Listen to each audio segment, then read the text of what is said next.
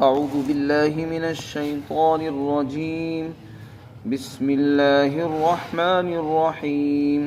تبارك الذي نزل الفرقان على عبده ليكون للعالمين نذيرا. الذي له ملك السماوات والأرض ولم يتخذ ولدا ولم يكن له شريك في الملك وخلق كل شيء فقدره تقديرا. واتخذوا من دونه آلهة لا يخلقون شيئا وهم يخلقون ولا يملكون لأنفسهم ضرا ولا نفعا ولا يملكون موتا ولا حياة ولا نشورا. وقال الذين كفروا إن هذا إلا إفك افتراه وأعانه عليه قوم آخرون فقد جاءوا ظلما وزورا. وقالوا أساطير الأولين اكتتبها فهي تملى عليه بكرة وأصيلا. قل أنزله الذي يعلم السر في السماوات والأرض إنه كان غفورا رحيما.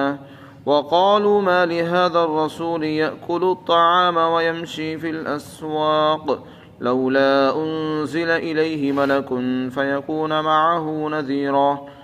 أو يلقى إليه كنز أو تكون له جنة يأكل منها. وقال الظالمون إن تتبعون إلا رجلا مسحورا.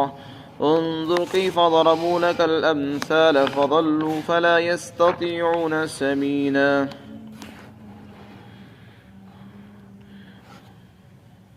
بابرکت ہے وہ ذات جس نے حق اور باطل کے درمیان فرق کرنے والی کتاب اپنے بندے پر اتاری تاکہ وہ دنیا جہان کے لوگوں کے لیے خبردار بن جائے اور ان کو ڈرانے والا بنے۔ اللہ کی ذات وہ ہے کہ آسمانوں اور زمین کی بادشاہت تن تنہا اسی کے لیے ہے، اور اس نے کسی کو اپنا لڑکا تجویز نہیں کیا، اور اللہ کی حکومت میں سلطنت میں کوئی اس کا شریک نہیں ہے، اور اس نے ہر چیز کو پیدا کر کے اس کا ایک اندازہ مقرر فرمایا۔ اور لوگوں نے اللہ کو چھوڑ کر بہت سے خدا بنا لیے۔ وہ خدا ایسے ہیں جو کچھ بھی پیدا نہیں کرتے، بلکہ وہ خود بھی پیدا کیے جاتے ہیں، اور وہ اپنے لیے نہ کسی نقصان کا اختیار رکھتے ہیں اور نہ کسی نفع کے پہنچانے کا اختیار رکھتے ہیں، اور نہ ہی وہ کسی کی موت اور زندگی کا اختیار اپنے پاس رکھتے ہیں، اور نہ ہی کسی مردے کو دوبارہ زندہ کرنے کا اختیار رکھتے ہیں۔ بلکہ کافروں نے تو یہ بات بھی کہی کہ یہ قرآن تو صرف ایک جھوٹ ہے جسے محمد الرسول اللہ نے گھڑ لیا ہے، اور ان کی اس کام پر دوسرے لوگوں نے بھی مدد کی ہے، یعنی یہود نے۔ اگر انہوں نے ایسی بات کہی ہے تو انہوں نے بڑے ظلم کی بات کہی ہے اور بہت جھوٹی بات وہ لے کر آئے۔ اور ان کافروں نے یہ بات بھی کہی کہ یہ قرآن تو پہلے لوگوں کی کہانیاں ہیں جن کو انہوں نے لکھوا لیا ہے، اور یہ ان کے پاس صبح شام پڑھی جاتی ہیں۔ آپ صلی اللہ علیہ وسلم کو کہا جا رہا ہے کہ آپ ان سے کہہ دو ایسا کچھ نہیں ہے، بلکہ یہ قرآن وہ کتاب ہے جس کو اس ذات نے اتارا جو آسمان اور زمین کے اندر چھپی ہوئی چیزوں کو بھی جانتا ہے، اور بے شک وہ بخشنے والا ہے اور بڑا مہربان ہے۔ اور ان کافروں نے یہ بات بھی کہی کہ اس رسول کو کیا ہو گیا کہ یہ تو ہماری طرح ہی کھانا کھاتا ہے اور ہماری طرح ہی بازاروں میں چلتا پھرتا ہے، اور اس پر کوئی فرشتہ کیوں نہیں اتارا گیا تاکہ وہ اس کے ساتھ وہ بھی ڈرانے والا ہوتا، یا ان پر کوئی خزانہ ڈال دیا جاتا، یا ان کا کوئی باغ ہوتا جس میں سے یہ کھاتے۔ اور ظالم لوگ یہ بھی کہتے ہیں کہ اے لوگو، تم ایک ایسے انسان کی پیروی کر رہے ہو جس پر جادو کر دیا گیا ہے۔ اللہ تعالیٰ فرماتے ہیں کہ دیکھو اے محمد، آپ دیکھ لو لوگ آپ کے بارے میں کیسی کیسی باتیں بیان کرتے ہیں۔ یہ لوگ یہ باتیں کر کر خود بھی گمراہ ہو چکے ہیں اور کوئی راستہ نہیں پا سکیں گے۔ یہاں سے سورہ فرقان شروع ہو رہی ہے۔ فرقان کے معنی آتے ہیں فرق کرنے والی، یعنی وہ چیز جو حق اور باطل میں، سچ اور جھوٹ میں، صحیح اور غلط میں امتیاز پیدا کر دیتی ہو، اس کو فرقان کہتے ہیں۔ فرقان قرآن کریم کا ہی دوسرا نام ہے۔ قرآن کریم کے بہت سے نام ہیں، ان میں سے ایک نام اس کا فرقان بھی ہے، کیونکہ قرآن کریم میں اللہ نے یہ صلاحیت رکھی ہے کہ یہ ہر صحیح اور غلط میں، سچ اور جھوٹ میں بالکل دودھ کا دودھ، پانی کا پانی الگ الگ کر دیتی ہے، اور یہ حق کو حق بتاتی ہے اور گمراہی کو گمراہی کر کے بتاتی ہے، کھول کر ہر چیز کو بیان کر دیتی ہے، بیچ میں جھول میں نہیں رکھتی کسی چیز کو۔ یہ قرآن کی شان ہے، یہ قرآن کی امتیازی صفت ہے کہ یہ ہر چیز کو کھول کر بیان کرتا ہے۔ عام انسانوں کی طرح نہیں کہ وہ جھوٹ کو بھی سچ بتاتے ہیں اور سچ کو جھوٹ بتانے لگتے ہیں اور بیچ میں گول مول کر دیتے ہیں بات کو، ایسا نہیں، بلکہ جو جھوٹ ہے اس کو جھوٹ بتاتی ہے، جو غلط ہے اس کو غلط، اور گمراہی کو گمراہی کر کے بتلاتی ہے اور سچ کو سچ کر کے دکھاتی ہے۔ یہ اس قرآن کی صفت ہے۔ چونکہ اس میں فرقان کا قرآن کریم کی صفات کا بھی بیان ہے، اس لیے اس سورت کا نام سورہ فرقان رکھا گیا۔ قرآن کریم کی صفت بیان کرتے ہوئے اللہ نے فرمایا کہ ہم نے اپنے بندے یعنی حضرت محمد صلی اللہ علیہ وسلم پر فرقان اتاری ہے۔ قرآن کریم کو فرقان کا نام دیا، یعنی وہ قرآن ایسی کتاب ہے جو سچ اور جھوٹ میں، حق اور باطل میں فرق کر دیتی ہے۔ اگر کوئی آدمی سچ کو تلاش کرنا چاہتا ہے، جھوٹ کو دیکھنا چاہتا ہے، اس کو چاہیے کہ وہ قرآن پڑھے، اسے سچ معلوم ہو جائے گا۔ دنیا کی کتابوں میں، دنیا والوں کی خبروں میں، اخبارات میں اس کو جھوٹ بھی مل جائے گا اور سچ اس کو بہت بڑا انعام ملے گا، لیکن قرآن اللہ کی وہ کتاب ہے واحد جس کے اندر اس کو سچ بھی نظر آئے گا اور جو جھوٹ ہوگا اس کی نشاندہی بھی ہوگی کہ یہ سچ ہے اور یہ جھوٹ ہے۔ ہر چیز اس کو دن کی روشنی کی طرح نظر آئے گی۔ پھر آگے قرآن کریم کا مقصد بیان کیا۔ ہم نے قرآن کریم کیوں اتارا ہے؟ فرمایا ہم نے قرآن اس لیے نہیں اتارا کہ آپ اس کو طاقوں میں سجاؤ، جلدانوں میں رکھ کر بس اس کو بند کر دو، نہیں، یہ قرآن ہم نے اپنے بندے پر اس لیے اتارا تاکہ وہ بندہ دنیا جہان کے لوگوں کے لیے خبردار بن جائے، ان کو ڈرانے والا بنے۔ نذیر کے معنی ڈرانے والا۔ نذیر اس شخص کو کہتے ہیں جو آنے والے خطرات سے، جو آنے والے خطرات ہوں ان سے آگاہ کرے، خبردار کرے کسی کو کہ دیکھو ایسا نہ کرو، آئندہ خطرہ آنے والا ہے، مصیبت آنے والی ہے۔ تو پیش آنے والے واقعات سے جو ڈرائے اس کو نذیر کہتے ہیں۔ رسول پاک صلی اللہ علیہ وسلم کی یہ صفت قرآن نے بیان کی کہ آپ نذیر بھی تھے اور بشیر بھی تھے۔ بشیر کے معنی خوشخبری سنانے والے اور نذیر کے معنی آتے ہیں ڈرانے والے، یعنی آپ نے لوگوں کو خبردار کیا کہ دیکھو یا تو ایمان لے آؤ، ایمان نہیں لاؤ گے پھر قبر کا عذاب ہے، جہنم کی آگ ہے، اللہ کی طرف سے عذاب آئے گا، پکڑ آئے گی۔ تو آنے والے خطرات سے وہ آگاہ کرتے تھے۔ تو یہ خیرخواہی کی علامت ہوتی ہے، جو کسی کا خیرخواہ ہوتا ہے وہ آنے والے خطرات سے آگاہ کر دیتا ہے۔ جیسے کہ باپ بیٹے کو بتاتا ہے، سمجھاتا ہے کہ بیٹا ایسا مت کر، اگر اس راستے پر چلے گا تو اس راستے پر خطرہ ہے، نقصان ہے۔ اسی طرح حضور پاک صلی اللہ علیہ وسلم ایک ہمدرد اور خیرخواہ کے طور پر امت کی رہنمائی کرتے اور ان کو خطرات سے آگاہ کرتے تھے۔ نذیرہ فرمایا عالمین، دنیا جہان کے لوگوں کے لیے۔ اس میں حضور صلی اللہ علیہ وسلم کی عالمی بعثت کو بیان فرما دیا کہ آپ جو نبی ہیں، رسول ہیں، کسی خاص بستی اور علاقے کے لیے نہیں، آپ کی نبوت دنیا جہان کے تمام انسانوں کے لیے، تمام جناتوں کے لیے ہے، یعنی قیامت تک جتنے بھی انسان آئیں گے سب کی طرف آپ کو نبی بنا کر بھیجا گیا ہے۔ اب آگے کسی کو نبی بنانے کی ضرورت نہیں ہے، بلکہ آپ ہی ہمیشہ کے لیے نبی رہیں گے قیامت تک۔ پھر آگے اللہ نے اپنی شان بیان کی کہ جس ذات نے آپ کو نبی بنایا اور یہ قرآن جیسی کتاب فیصلہ کن اتاری ہے، وہ کون ہے، کیسی ذات ہے؟ فرمایا اللہ کی ذات وہ ہے کہ تمام آسمانوں کی اور زمین کی بادشاہت اسی کے پاس ہے۔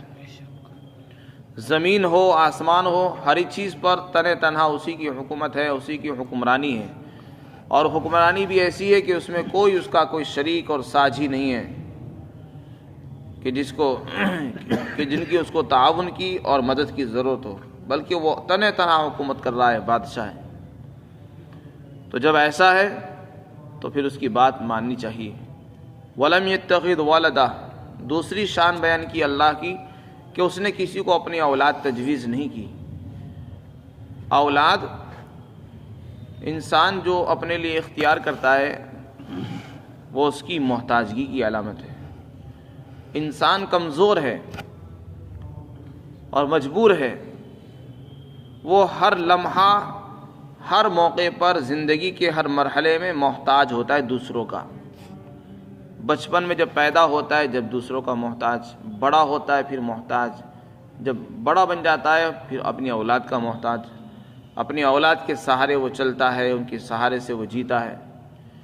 تو انسان چونکہ محتاج ہے، مجبور محض ہے، اولاد کی ضرورت ایسے لوگوں کو ہوتی ہے جو مجبور ہوتے ہیں، محتاج ہوتے ہیں، بڑھاپے میں بھی ان کو ضرورت ہے، تاکہ باپ بوڑھا ہو گیا تو اولاد اس کو کما کر دے گی اور اس کی پرورش کرے، دیکھ بھال کرے۔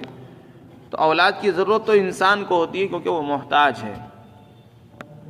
اللہ محتاج نہیں ہے، اللہ تو ہر چیز سے پاک ہے، بلکہ وہ بے نیاز ہے۔ اگر ہم یہ کہیں کہ اللہ بھی اولاد والا ہے تو پھر اس میں اللہ تعالیٰ کی بڑائی نہیں ہے، بلکہ اس میں ہم اللہ کے لیے عیب نکال رہے ہیں کہ گویا اللہ بھی نعوذ باللہ ہم جیسا ہی ہو گیا، جیسے ہم محتاج اللہ بھی محتاج ہوا۔ پھر حالانکہ اللہ ایسا نہیں ہے، اللہ تعالیٰ تو بے نیاز ہے، وہ کسی کا محتاج نہیں۔ تو جو لوگ اللہ کے لیے اولاد مانتے ہیں وہ اللہ میں عیب نکال رہے ہیں، وہ اللہ کی خوبیاں نہیں بیان کر رہے ہیں، وہ اللہ کے لیے کوئی اچھی بات نہیں کر رہے، بلکہ وہ اللہ میں کمی نکال رہے ہیں۔ چاہے وہ عیسائی ہوں، عیسائی حضرت عیسیٰ علیہ السلام کو خدا کا بیٹا قرار دیتے ہیں۔ وقالت اليہود عزیر ابن اللہ وقالت النصارى المسیح ابن اللہ، یہود نے کہا کہ عزیر اللہ کے بیٹے ہیں۔ حضرت عزیر علیہ السلام ایک پیغمبر ہیں، ان کے بارے میں یہود نے کہا کہ یہود اللہ کے بیٹے نہ ہوتے، اور نصارہ نے کہا کہ مسیح اللہ کے بیٹے، اور مکہ کے مشرکین کہتے تھے کہ فرشتے خدا کی بیٹیاں نعوذ باللہ۔ تو یہ بہت بڑی گالی ہے، اللہ کو یہ کہنا کہ اس کی اولاد ہے، یہ اللہ کو گالی دینا ہے۔ یہ اتنی بڑی بات ہے کہ زمین اور آسمان پھٹ پڑیں اس کی سختی کی وجہ سے۔ فرمایا اس کی کوئی اولاد نہیں ہے۔ وَلَمْ يَكُنْ لَهُ شَرِيكٌ فِي الْمُلْكِ، اور نہ ہی بادشاہت میں، سلطنت میں اس کا کوئی شریک ہے۔ وَخَلَقَ كُلَّ شَيْءٍ، اس نے ہر چیز کو بنایا اور پیدا کیا، اور پھر ہر چیز کے لیے ایک اندازہ متعین کیا۔ ہر چیز کو اللہ نے بنایا بھی اور اس کو صحیح سانچے میں، صحیح اندازے میں ڈھالا۔ ہر چیز کی بناوٹ، اس کی ساخت اور اس کی مقدار کو صحیح اندازے سے اللہ نے پیدا فرمایا۔ انسان کو بنایا، اس کے لیے اس کی جیسی شکلیں صورتیں بنائی، پھر اس کو کن کن چیزوں کی ضرورت ہے، اس کے لیے خاصیتیں، اس کے کچھ آثار اس کے لیے رکھے، اس کو کن غذاؤں کی ضرورت ہے اس کے لیے وہ چیزیں لگا دی، تو اس کے حال کے مناسب اس کی شکلیں، اس کی صورتیں، اس کی عادتیں بنائیں۔ زمین کے اندر اللہ نے کیسی صفت رکھی ہے؟ زمین کو اللہ نے بنایا، لیکن نہ تو اتنا نرم بنایا کہ اس میں آدمی پیر رکھے تو اندر دھس جائے، اتنی سخت نہیں بنایا کہ آدمی اس کو کھودنا چاہے تو وہ پتھر سے زیادہ سخت بن جائے، بلکہ زمین کو اللہ نے معتدل بنایا تاکہ اس میں اگر کوئی کھودنا چاہے، پانی، کنواں کھود کر پانی نکالنا چاہے پانی بھی نکال سکے، اور اگر اس میں عمارت کھڑی کرنا چاہے، مکان بنانا چاہے تو وہ بھی بنا سکے۔ تو یہ زمین کے لیے اللہ نے صفت بنائی۔ ہر چیز کا ایک اندازہ ہے، ہر چیز کی ایک ساخت ہے، مناسب ساخت، مناسب بناوٹ اس کی پیدا فرمائی۔ اسی طرح انسان کو، پانی کو اللہ نے بنایا، پانی کے اندر صلاحیت ہے کہ وہ بہنے والا ہے، سیال ہے، لیکن وہ ہر جگہ نہیں پہنچ سکتا، جہاں اللہ چاہتے ہیں پہنچتا ہے۔ اور ہوا بھی بہنے والی سیال ہے، لیکن وہ ہر جگہ پہنچ جاتی ہے۔ اس سے بچنا مشکل نہیں ہے، اس سے بچنا مشکل ہے۔ تو ہر چیز کی ایک الگ ہی خصوصیات ہیں، ہر چیز کی الگ شان اور انداز اللہ نے مقرر فرمایا ہے۔ وَاتَّخَذُوا مِن دُونِهِ آلِهَةً، پھر آگے ارشاد فرمایا ہونا تو یہ چاہیے جس ذات نے سب کچھ بنایا ہو، جو ایسی قادر مطلق ہو، زمین اور آسمانوں پر اسی کی حکومت چل رہی ہو، اس کے سامنے تو جھک جانا چاہیے انسان کو، لیکن انسان اتنا ناشکرا ہے کہ اس ذات کو تو چھوڑ دیا اور بھول گیا، اور اللہ ہی کی مخلوق کو خدا بنا بیٹھا۔ یہ کتنا بڑا ظلم ہے۔ اور وہ جس کو اس نے اپنا معبود، اپنا خدا اور اپنا بڑا مان رکھا ہے، وہ اتنے نکمے ہیں کہ وہ آج تک کسی چیز کو پیدا نہیں کر سکے۔ انہوں نے آج تک ایک مکھی بھی پیدا نہیں کی، تو وہ خدا کیسے ہو سکتے ہیں؟ خدا اس کو کہتے ہیں جو پیدا کرتا ہے۔ یہ بتاؤ جن خداؤں کو، جن دیوی دیوتاؤں کو یہ اپنا خدا مان رہے ہیں، بتاؤ انہوں نے کیا پیدا کیا آج تک؟ ایک مکھی اور مچھر جو معمولی اور حقیر اور ذلیل جانور ہیں، وہ بھی پیدا نہیں کر سکتے۔ انسان تو پیدا کرنا بہت دور کی بات ہے۔ جب وہ کچھ پیدا نہیں کر سکتے تو وہ خالق کہاں ہوئے؟ جب وہ خالق نہیں ہوئے تو وہ خدا نہیں بن سکتے۔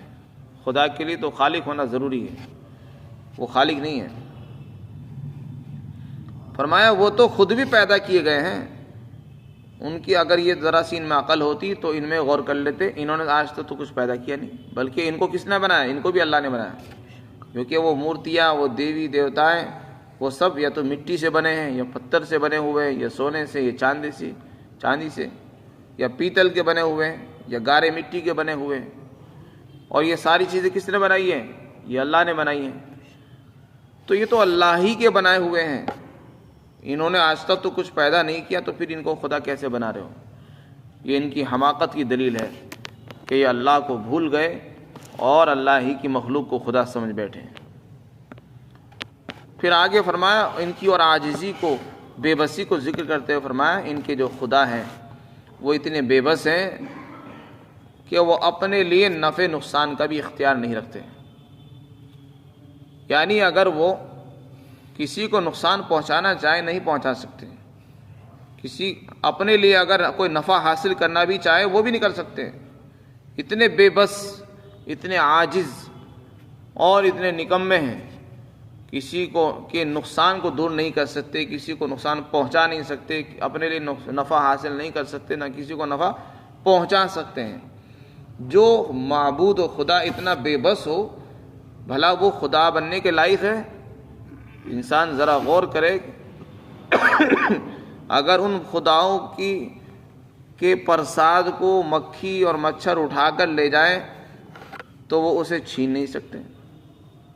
اگر کتا آ کر پیشاب کرتے تو اسے بھگا نہیں سکتے، اور اگر مکھی ان کے مٹھائیوں کو اٹھا کر لے جائے، مٹھائیوں کے ذرات کو اٹھا کر لے جانا چاہے تو اس کو روک نہیں سکتے۔ وہ اتنے بے بس ہے، وہ اپنے نفع کو اوپر بھی اتنا اختیار نہیں رکھتے اور کسی کا دفاع نہیں کر سکتے۔ تو بتا تو بھلا وہ تمہاری مصیبت کیسے دور کریں گے؟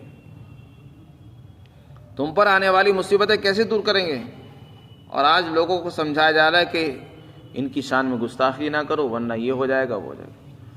تو یہ سب غلط فہمیاں ہیں۔ حقیقت یہ ہے کہ اللہ ایک ہے، سارے انسانوں کا خدا اللہ ہے، اس نے سب کو بنایا ہے اور وہی خالق ہے، وہی مالک ہے۔ فرمایا یہ جن کو انہوں نے خدا سمجھ رکھا ہے اتنے بے بس ہیں، نہ ہی اپنے لیے موت کا اختیار رکھتے ہیں نہ زندگی کا۔ یعنی کسی کو اگر یہ مارنا بھی چاہے اپنی مرضی سے نہیں مار سکتے، کسی کو پیدا کرنا چاہیں، زندگی دینا چاہیں، زندگی نہیں دے سکتے، کسی مرے ہوئے کو دوبارہ زندہ کرنا چاہیں نہیں کر سکتے، ان میں کچھ بھی اختیار نہیں۔ تو خدا تو وہ ہوتا ہے جس کے اندر موت و زندگی کی صلاحیت ہو، جس کے اندر مردوں کو دوبارہ اٹھانے کی صلاحیت ہو، یہ ان میں ہے نہیں، اس لیے خدا نہیں بن سکتے۔ پھر آگے کافروں کی طرف سے ہونے والے اعتراضات کو ذکر کیا۔ قرآن اللہ کی کتاب ہے، اللہ نے اتاری ہے۔ اس پر جب ان کافروں کو کہا گیا کہ اللہ کی کتاب ہے تو وہ ان کی سمجھ میں بات نہیں آئی، بلکہ اس پر اعتراض کرنے لگے۔ ان کو معجزات دکھائے گئے، معجزات پر ایمان نہیں لائے، جب معجزات پر ایمان نہیں لائے، قرآن کی نظیر پیش کرنے سے عاجز ہو گئے، ان کو کہا گیا چلو اچھا تم نہیں مانتے قرآن کو، قرآن جیسا کلام پیش کر دو۔ وہ یہ اعتراض کرتے تھے قرآن اللہ کا کلام نہیں، محمد الرسول اللہ جو کہتے ہیں کہ اللہ کا کلام ہے یہ جھوٹ ہے، بلکہ یہ تو ان کو کچھ لوگ آ کر بتا دیتے ہیں اور یہ ان کی بتائی ہوئی باتوں کو لکھ لیتے ہیں اور اسی کو پڑھ کر سناتے رہتے ہیں۔ تو ان سے کہا گیا چلو ٹھیک ہے کوئی بات نہیں، اگر محمد رسول اللہ کو انسان آ کر بتا رہے ہیں اور وہ لکھ رہے ہیں تو یہ کام تم بھی کر لو، تم کیوں نہیں کرتے؟ تم قرآن جیسی ایک مثال، ایک صورت، ایک آیت پیش کر کے دکھاؤ، 10 آیتیں پیش کر کے دکھاؤ، وہ آج تک پیش کر کے دکھا ہی نہیں سکے، عاجز و بے بس ہو گئے۔ جب کوئی جواب نہیں بن پڑا، لاجواب ہو گئے، تو پھر آخر میں آ کر آدمی اس طرح کی باتیں کرتا ہے کہ وہ اس میں کمیاں نکالتا ہے۔ چنانچہ انہوں نے کمیاں نکالنی شروع کی کہ یہ تو قرآن گھڑی ہوئی چیز ہے اور اس پر یہود نے ان کی مدد کی ہے۔ یہودی چونکہ پہلے آسمانی کتابوں پر ایمان رکھتے تھے تو ان کے اوپر کہنے لگے کہ جو یہودی مسلمان ہوئے ہیں انہوں نے ان کو یہ کہانیاں سنائی ہیں، اس لیے انہوں نے کتاب لکھ دی باقاعدہ۔ اگر ایسا ہوتا جیسا کہ وہ کہہ رہے ہیں تب تو سب سے پہلے یہودی ہی انکار کر دیتے۔ یہودی تو آسمانی کتابوں کو ماننے والے تھے، جب ان کو پتہ چلتا کہ یہ تو ہماری باتیں لکھ رہے ہیں تو وہ اسلام ہی کو لے کر آتے۔ سوچنے والی بات یہ، ان کا اسلام لانا اور مان لینا یہ خود دلیل ہے اس بات کی کہ وہ اللہ کا کلام ہے، کیونکہ وہ پڑھے لکھے لوگ تھے، وہ جاہل نہیں تھے، وہ پڑھی لکھی قوم تھی، آسمانی کتابوں کو جانتے تھے، اور آسمانی کتابوں میں حضور صلی اللہ علیہ وسلم کی صفات، آپ حلیہ، آپ کی تمام صفات بیان کی گئی تھی۔ تو وہ پڑھ لکھ کر جو ہے ایمان لائے ہیں، یوں ہی ان پڑھ میں اور کسی کے کہنے سننے سے دباؤ میں ایمان نہیں لائے۔ فرمایا اللہ تعالیٰ نے جن لوگوں نے یہ بڑا الزام لگایا ہے کہ یہ قرآن اللہ کا کلام نہیں بلکہ مخلوق کا ہے، یہ بہت بڑا ظلم کیا انہوں نے اور بہت جھوٹی بات وہ لے کر آئے۔ ایک دوسرا الزام وہ لگاتے تھے کہ یہ تو پہلے لوگوں کی کہانیاں ہیں جو محمد الرسول اللہ نے لکھوا لی ہیں، اور یہی صبح شام ان کی مجلسوں میں پڑھی جاتی ہیں، وہ ان کو یاد ہو جاتی ہیں۔ اس پر اللہ نے فرمایا کہ دیکھو ایسا کچھ نہیں ہے، یہ اللہ کا اتارا ہوا کلام ہے، اس ذات کا کلام ہے جو آسمانوں اور زمینوں کی پوشیدہ چیزوں کو بھی جانتا ہے۔ اور تم کیا مشورے کرتے ہو قرآن کے بارے میں، تم کیا تبصرے کر رہے ہو راتوں میں، تنہائیوں میں، مجلسوں میں؟ تمہارے ان مشوروں کو بھی جانتا ہے اللہ تعالیٰ۔ تم قرآن کے بارے میں کیسے کیسے جملے کس رہے ہو کہ یہ قرآن بنی ہوئی کتاب ہے، یہ قرآن جھوٹا ہے، نعوذ باللہ، یہ قرآن جو ہے کہانیاں ہیں، پہلے لوگوں کی واقعات ہیں۔ تم یہ جو تبصرے آپس میں سرگوشیوں میں کرتے ہو، تمہارے ان رازوں کو اللہ جانتا ہے، لہذا غفلت میں مت پڑو کہ کسی کو خبر نہیں ہم کیا کہہ رہے ہیں۔ تو اللہ تعالیٰ نے یہ کہہ کر کہ اللہ رازوں کو جانتا ہے، اشارہ کر دیا کہ تم جو تبصرے کر رہے ہو پیچھے پیچھے ان کو بھی جانتا ہے، اور تم کو اس پر سخت سزا دے گا، اور اس پر دینے پر وہ قادر ہے۔ لہذا حکمت کا تقاضا یہ ہے کہ تم اپنے ان باتوں سے توبہ کرو، ایمان لے آؤ۔ اگر ایمان لے آؤ گے تو اللہ بڑا بخشنے والا بھی ہے، وہ تمہارے گناہوں کو معاف کر دے گا تم نے جو تبصرے کیے ہیں، اور اگر ایمان نہیں لاؤ گے تو پھر اس پر تمہیں سخت سزا بھی دے گا۔ مکہ کے کافرین نے اپنی طرف سے نبوت کا ایک معیار بھی تجویز کر رکھا تھا۔ نبی کے بارے میں وہ کہتے تھے کہ نبی تو کوئی ایسا انسان ہونا چاہیے جو عام انسانوں سے الگ ہو۔ ہم بھی کھاتے ہیں، وہ بھی کھاتا ہے، ہم بھی بازاروں میں چلتے پھرتے ہیں، کاروبار کرتے ہیں، وہ بھی بازاروں میں چلتا ہے پھرتا ہے، تو ہم میں اور اس میں فرق کیا رہا؟ نبی کا ایک معیار انہوں نے اپنی عقل سے خود ہی گھڑ لیا، حالانکہ اللہ نے ایسا کچھ نہیں بنایا تھا، نہ ایسا کچھ کہا تھا۔ اس لیے کہ اللہ تعالیٰ تو یہ چاہتے ہیں کہ ہم انسان کو ہدایت دینا چاہتے ہیں، انسان کی رہبری کے لیے انسان ہی آنا چاہیے، فرشتہ نہیں آنا چاہیے۔ اس لیے کہ انسان کے اندر جو عادتیں ہیں وہ انسان ہی میں ہوں گی، فرشتے میں نہیں ہوتی۔ انسان کو شادی کی بھی ضرورت ہے، انسان کو کھانے کی بھی حاجت ہے، انسان کو بھوک لگتی ہے، پیاس لگتی ہے، انسان کو بازار کی بھی ضرورت ہے، اس کو وضو اور استنجے کی بھی ضرورت ہے، فرشتوں کو اس کی ضرورت نہیں ہے۔ نہ فرشتوں کو بھوک لگتی ہے، نہ پیاس لگتی ہے، نہ ان کو بازار کی خرید و فروخت کی ضرورت ہے، نہ ان کو استنجے کی حاجت ہے۔ تو اگر کسی فرشتے کو نبی بنا کر اتار دیا جاتا تو بھلا اسے کیسے پتہ چلتا کہ شادی کیسے ہوتی ہے اور شادی کیسے کرنی چاہیے، وہ ہمیں کیسے بتاتا؟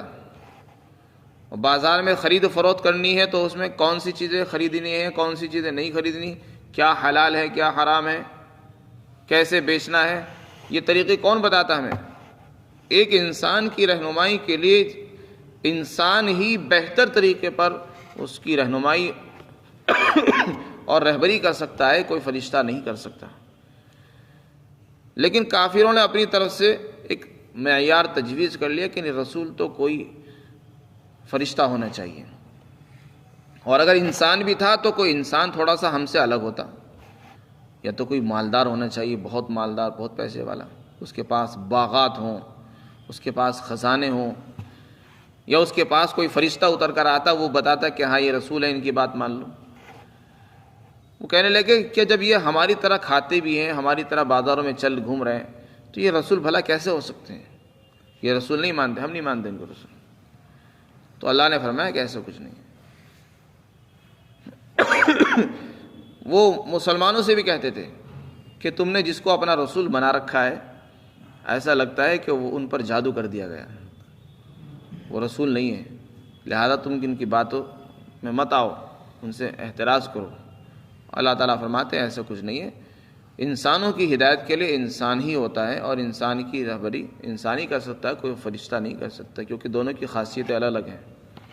فرمایا اور انہوں نے یہ بات کہی کہ اس رسول کو کیا ہو گیا کہ یہ کھانا بھی کھاتا ہے اور بازاروں میں بھی چلتا ہے، اور کیوں اس پر کوئی فرشتہ نہیں اتارا گیا تاکہ وہ بھی اس کے ساتھ ڈرانے والا بنتا، یا ان کے پاس کوئی خزانہ ڈال دیا جاتا، یا ان کا کوئی باغ ہوتا جس میں سے وہ کھاتے۔ اور ظالم لوگوں نے یہ بات بھی کہی کہ یہ لوگ تو تم لوگ تو صرف ایک ایسے انسان کا اتباع کرتے ہو جو جس پر جادو کر دیا گیا ہے۔ اللہ تعالیٰ فرماتے ہیں جن لوگوں نے یہ باتیں کہی ہے کہ دیکھو آپ کے بارے میں لوگ کیسے کیسے تبصرہ کرتے ہیں، اور یہ باتیں کہنے سے وہ لوگ کافر ہو چکے ہیں، گمراہ ہو گئے ہیں، اب کبھی بھی ہدایت پر نہیں آئیں گے وہ لوگ۔ تو اس سے پتہ چلا نبی کے بارے میں، قرآن کے بارے میں، اللہ کے بارے میں ایسے تبصرے کرنا جو بالکل نامناسب نہیں، ان سے انسان کا ایمان خطرے میں پڑ جاتا ہے۔ اللہ تعالیٰ ہم سب کو عمل کی توفیق دے۔